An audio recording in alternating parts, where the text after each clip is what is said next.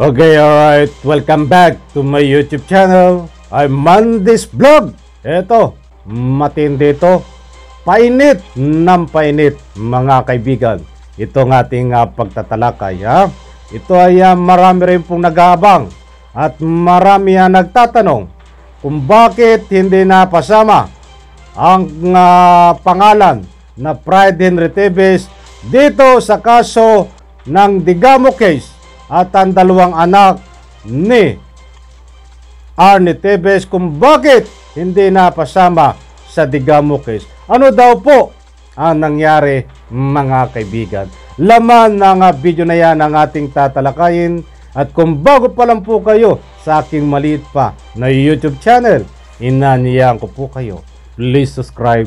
Sabay-sabay po natin i-like ang video na ito kung nagustuhan nyo po. Ako po'y muling nagpapaalala, mga kaibigan, kung pwede lang ho, patapusin po nating panoorin ang kabuuan ng vlog na ito at nang sa ganon lubos po nating maunawaan. Heto na, samahan nyo ako, mga kaibigan. Si Axel, yung anak ni dating Kong Tevez. Yes po. Oo. Ang nangyari po kasi ay may tinawagan si Axel. Bakit hindi po ito si Axel, hindi accessory? O kaya yun si Henry Pride, isa tanong pa. Henry Pride, dating governor. Nalalapit na rin po na maiuwi siya dito sa Pilipinas. Maliban po kay dating Congressman Tevez, may mga binanggit pang pinapaaresto ng hukuman, attorney. Sino tong si Angelo Palatiu, alias Angelo, isang alias sister, Captain Lloyd Cruz Garcia II, at yung Nigel Electona, nababanggit nyo palagi po yun. Di po ba? Oo. Opo. Si Nigel Electona po, siya yung may-ari ng security agency na nagbabantay sa Sugar Central ng mga Tevez. At maliban dyan po ay ang naging role niya ay tagabigay ng mga logistical support na kinailangan ng mga shooters, no? Si Captain Lloyd Cruz naman, siya yung nagpiloto sa helicopter na nag-evacuate doon sa ilang mga shooters natin. At ang patakaran po kasi ng CAAP, dapat mag-submit ka muna ng flight plan mo bago ka lumipad. Hindi po siya nag-submit ng flight plan. At ang purpose po niyan ay para maitago yung kanyang paglipad at extricate sa mga shooters. So nakikita po natin yung conspiratorial act nung piloto ng helicopter. Yung dalawang nabanggit nyo naman na pangalan ko kanina sister ay, at saka si Angelo at Angelo Palatiu. Opo, sila yung tinawagan ni Axel Tevez para itago nila si Marvin Miranda. Opo. Si Axel, yung anak ni dating Kong Tevez. Yes po. Oo. Ang nangyari po kasi ay may tinawagan si Axel, no? Si Vicente Pampliega. At habang nag-uusap si Vicente Pampliega at saka si Axel, ipinasa ni Axel yung telepono sa isang tao who turned out to be Arnie Tevez himself. Uy. At ang instruction kay Pampliega ay itago nila, no? Mag-utos siya ng dalawang tao na magtago kay Marvin Miranda. Yun pala. So andito pa sa bansa si dating Kong nung nagkaroon ng ganong pag-uusap sa telepono. Hindi po, nasa Amerika siya noon, pero pwede naman po kasi ang Conference. I think that was Teleconference. parang oo. Ganun po pala. Pero bakit hindi po ito si Axel, hindi accessory? O kaya yun si Henry Pride, isa tanong pa. Henry Pride, dating governor. Kung po naman, meron namang instruction ang Department of Justice na ipagpatuloy lang ng NBI ang mag-investigate sa mga iba pang maaaring involved po dito sa mga krimen na ito. So, may nagpapanahag na kayong liwanag sa dulo ng kuweba, attorney, ha? So, Opo. maganda yung development. So, partner, you're... Okay, alright. Yan po mga kaibigan, napanood nyo ang rolling ng video. Nako, matindi ito. Dito muna ang pag-usapan natin. At syempre, bago tayo magpatuloy, ay maraming salamat, shoutout Sir Angelo at Ma'am Pilita. At ipahintulot ho ang paggamit ng inyong video ng supportahan po din natin yan. Shoutout DCRD 981. Magandang programa nila. Talagang may batayan po sila kung magtalakay. Kaya dapat din po nating supportahan. Okay, alright. Ngayon po ay araw ng Lunes. Marami ang mangyayari. Maraming sorpresa ang darating araw po ng Lunes. Ang lahat po ng mga nag-opisina ay balik opisina na. Matindi ito, mga kaibigan. Ito po ay maraming din nagtatanong.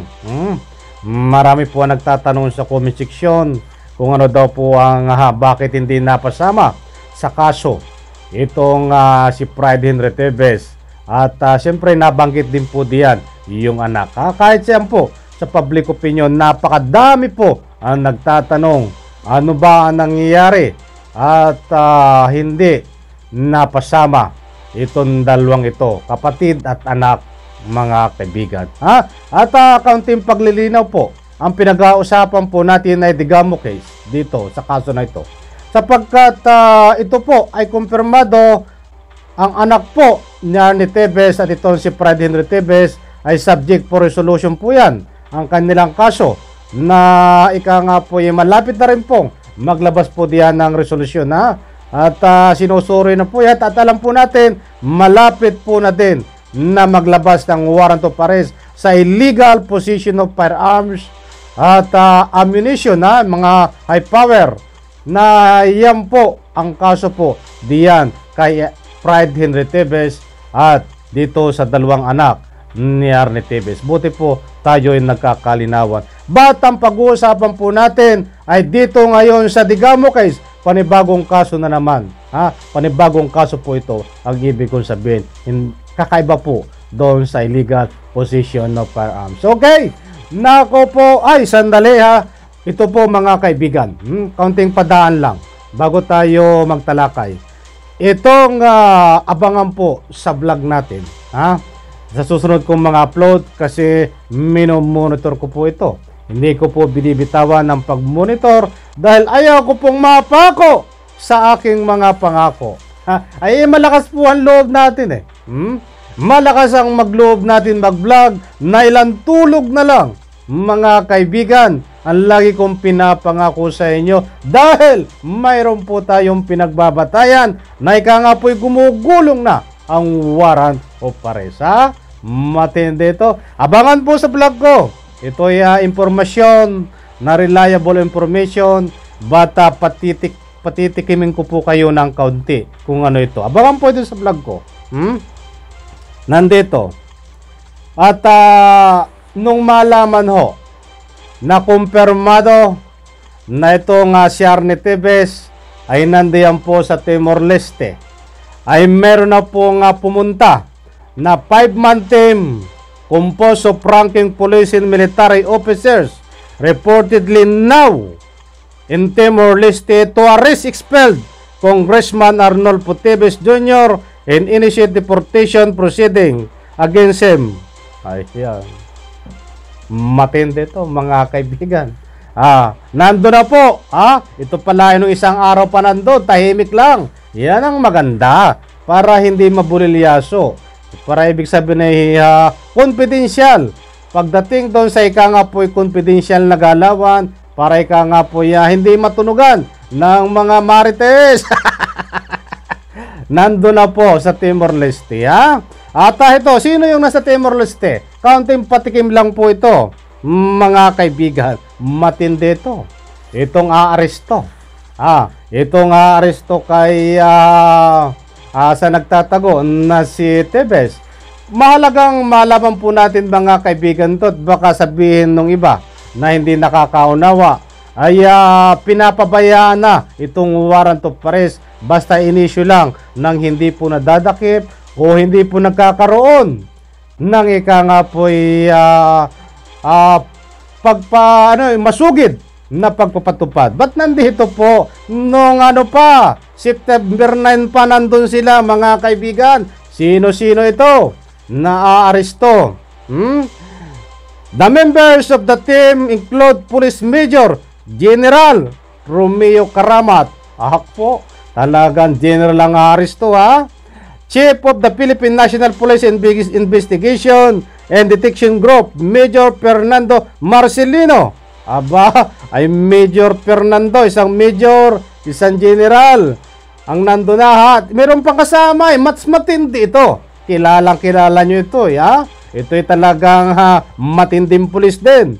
And Police Colonel Hansel Marantan. Nako, pag sinabing Colonel Hansel Marantan, kilala ito sa mga ganyang ginawa na kabayanihan mga kaibigan. Tatlo po ang nandiyan. May isang general, isang major, at isang colonel kumpirmado nandyan po sa Timor-Leste mga kaibigan upang arestuhin itong si Arnie Tevez. Yan po muna ang patikim ko sa inyo sa susunod kong vlog. Ito po hindi ko binibitawan ang pag-monitor. At kukuha po tayo ng gusto ko video na talagang yung aktual na pag-aresto. Tayo po nagpipilit diyan na makakuha. Huwag po kayong mag-alala. Dahil meron akong binitawan sa inyo mga kaibigan. Ilang tulog na lang lagi ang sinasabi ko.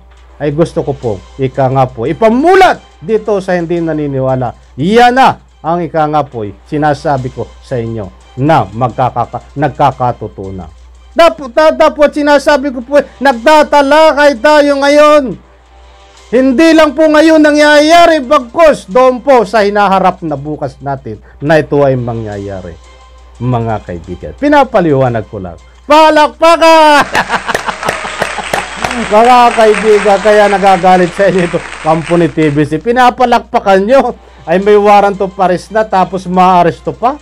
Diyos mio, ay isang kernel, ang nando na po sa Timor-Leste, isang major, isang major general. Na alam po natin, dalang kaukulang dokumento niyan, pagpunta doon. At siyempre, itong nakipag-ugnayan sa Interpol kung sino man ang namumuno diyan sa bansang Timor-Leste. Ang importante po, may proper coordination. That's why, kung hindi po maaresto ngayon sa araw na ito, mayroon pong dahilan nagkakaroon po ng proper coordination.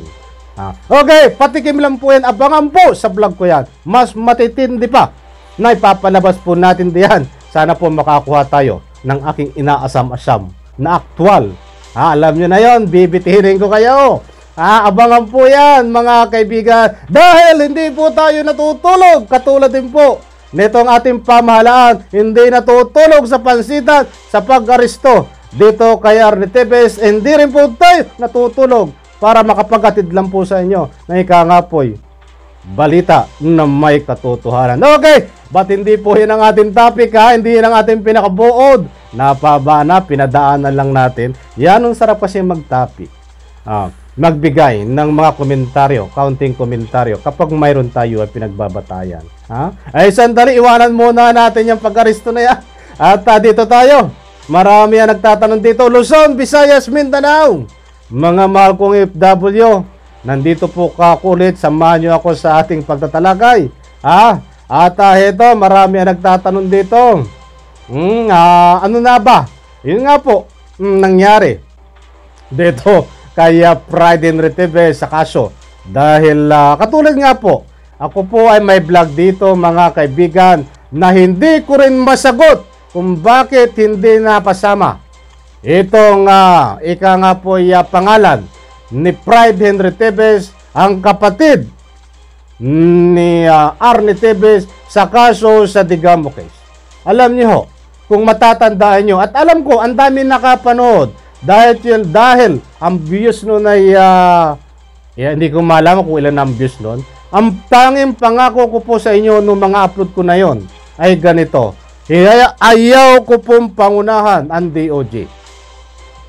Kung ano man ang maging desisyon nila, mga kaibigan. At ang tanging sinabi ko pa doon, siguro mayroon pa na mga investigasyon na ginagawa para makakuha ng kaukulang ebidensya, mga kaibigan. Yan tangi ko pong nga po'y sinagot sa inyo. Doon sa mga katanungan na kung bakit hindi napasama ang pangalan ni Pride Henry Tevez dito sa kaso ng Digamo case, mga kaibigan.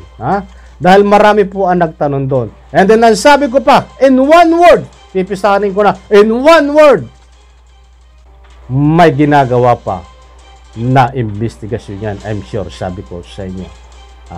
Nagsinusuring mabuti kung talagang may matibay na ebidensya.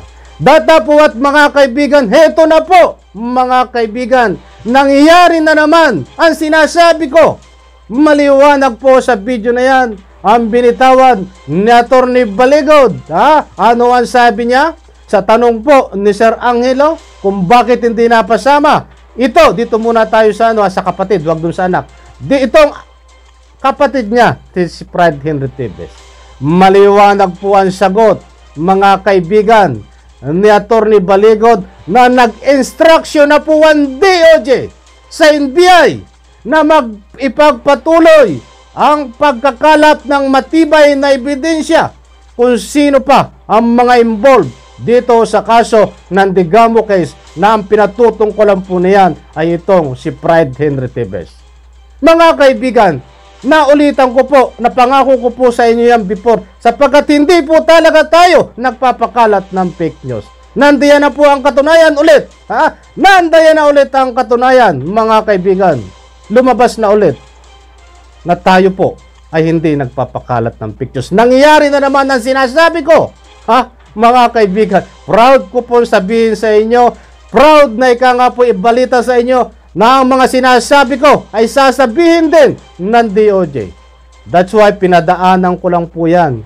Hindi ko binigyan na nga po pagtatalakay na nga po may diin sapagkat sabi ko nga, hihintayin ko kung ano man ang sinasabi ng DOJ. At yun nga, sabi ko, sasabihin I'm sure ng DOJ na nga po mga ngala pa ng ebidensya laban dito kay Pride Henry Tevez. Magkakaroon pa ng another pagsusuri. That's why yan po ang nangyayari ngayon. So maliwanag mga kaibigan na kung hindi man napasama itong Pride Henry Tevez sa kaso ng Digamo case ay irespeto po natin dahil mayroon pong pag-iimbestiga pa. Mas mabuti po yon. Mayroong kinakala pa ng mga ebidensya sapagkat nang sa ganun po siksik-liglig pag pinalho sa korte, mga kaibigan, hindi magkakaroon ng technicality. May pag-asa pa po tayo mga kaibigan, katulad nga po ng nasabi diyan sa interview ni Atty. Baligod, nakikita na ang liwanag sa bandang huli. Kung gagamitin po natin ng sentido komon, maliwanag po. Sa bandang huli, pagkatapos po ng masusi at pangalap na pag-iimbestiga ng BI, makikita po natin siguro kung ano man ang desisyon na nga po kung kasama ba ito si Pride Henry Tevez, irespeto po natin. At kung ano ang talagang final decision, mga kaibigan, kaabang-abang po yan, hindi po dito nagtatapos. Mga kaibigan, maliwanag na patuloy ang pangalap ng matitibay na ebidensya para maituro na utak din itong si Pride Henry Tevez dito sa Digamo case. Okay, dumako naman tayo dito sa nga po sa anak. Mga kaibigan, ay maliwanag din po sa ruling ng video na yan. Hindi tayo nag-iibento ng mga sinasabi na dapat kasama pala ito. Itong anak na si Axel, bagamat ito ay may bagong kaso sa illegal possession of firearms, ay dito sa Digamo case, mga kaibigan, ay posibleng makasama siya. Ano ang sagot ng DOJ? Nag-iimbestiga at patuloy pa din mga kaibigan dito sa dalawang ito, anak at kapatid ni Arnie Tevez. Yan po ang maliwanag mga kaibigan, kung ano man ang ika nga po ay magiging desisyon dito, kasama ba o hindi. Ito po ay kabang-abang mga kaibigan, dahil darating po ito sa punto na pagkatapos ng pag-iimbestiga ng DOJ, alam po natin darating ilang tulog na lang din ang sasabihin ko. Ipapahayag po yan sa taong bayan na kung bakit, ano ang dahilan hindi napasama itong dalawang ito, anak at kapatid. At magpapahayag din po yan mga kaibigan ang DOJ. Hindi ko man sila pinapangunahan, mangyayari po ito kung ano ang dahilan kung bakit napasama po sa kaso dito si Digambukes itong ikangay anak at kapatid niya. Dalawa lang ang pamimilian at kabang-abang, kasama sa kaso o hindi kasama sa kaso pagkatapos o ng ikangay pagsusuri at pag-iimbestiga, patuloy ng pag-iimbestiga dito sa dalawang ito. Okay, alright, sana po nakuha nyo aking punto de vista dito at talagang kabang-abang ito, maraming kabang-abang mga kaibigan. Wag po tayong bibitaw, ika nga po nandito na po tayo sa ika nga po ilang step ng ating pakikipaglaban. Subalit ito po ay ilang taon po natin na ika nga po susubaybayan hanggang ika nga po dumating doon po sa sukdulan na tinatawag at binabanggit ang mga pangalan na ika nga po kasama dito sa kaso na ito na beyond reasonable doubt. Ilang taon po natin yan ang lilipas bago po natin marinig mga kaibigan. Inuulit ko ang salitang beyond reasonable doubt, guilty sa kaso ang mga pangalang kasangkot dito. Hihintayin po natin yan mga kaibigan. Ilang taon po yan.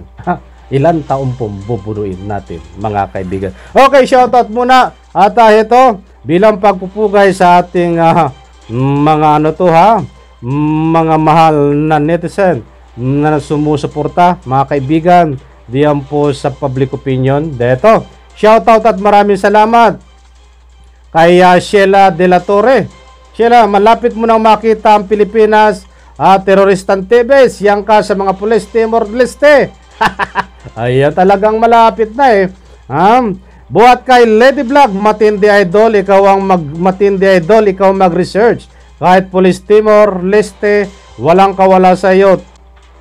Tevez, wag nang umiyak. Buhat kay Lady Vlog, shoutout sa iyo. Tayo po ay hindi rin natutulog, Di baling hindi natutulog. Wag lang mananaginip ng gising, nakatulala sa hangin. Nananaginip ng gising, nakatulala sa hangin. Hoy! Nasaan na kaya ito nakatulala sa hangin na isang abogado? Autor nito pa siya, wag nang magtago. Labas na. Okay, paulit tayo sa ating shoutout. Ito, buhat kay Leonardo. Masugi din natin itong taga-subaybay. Shoutout sa iyo, Sir Leonardo. Pa-shoutout Idol Ande. Sana mahuli na at maibalik na dito sa Pinas at nakapusas para mapanagot siya sa batas natin sa mga Pinas lang. Di manunay. Okay.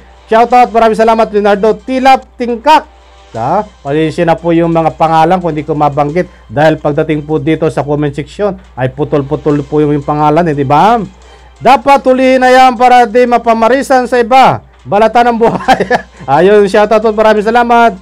Buhat kay Leonardo naman, Sir Andy, vlog mo. Salamat, wala ng access. Salamat, Sir Andy, sa vlog mo. Salamat, wala ng access si Tevez. Ibig sabihin niya. Eto. Buhat naman kay Kreslin Explorer. Kreslin Explorer. Ito'y masugi din nating taga-subaybay na nagbibigay ng public opinion. Mananalo talaga ang kabutihan laban sa kasamaan. Malapit ng makamta ng hustisya para sa inosenteng mga pinaslang. Ayun po kay Kreslin Explorer. Shoutout, maraming salamat. Marilyn, shoutout. Magaling din ito magbigay ng public opinion. Si Ma'am Marilyn, wow, galing-galing naman. At nasampa. Kay Sarah, lagi dito nagbibigay at hindi nag-skip ng ads. Kay Sarah Muhibay, basta Sarah na lang. Kasi yung apelido, putol Sara, tama-tama ka si Randy. Ang lahat ng paliwanag mo, clear, understandable. Galing kay Atty. Baligod. Stay safe. God bless you, sir. Maraming salamat, Sara, ha. Shoutout sa iyo. Rose, malapit. Sana puntahan ng mga pulis Pilipinas para i-serve ng warrant of arrest sa Timor-Leste bago tumakas diyan. Nando na po sila. Sa Timor-Leste, tumulak na po ang mga aresto. At buhat naman kaya Raymond Meng, paano nakapagpatayo ng bahay, yun din kung di nabigyan ng asylum. Ayan po, at kukuha po tayo diyan ng mga sagot po, ha.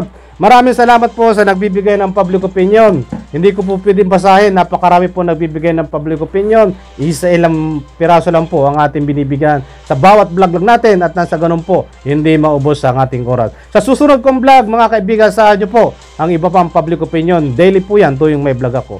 Diyan po sa comment section, huwag kayong magsawa magbigay ng public opinion. Importante po, isang like nyo dito sa mga video ng aking ina-upload. Maraming salamat. Pagpalay po tayo lahat. Abangan po ang aking susunod na vlog. Nako po, matindi.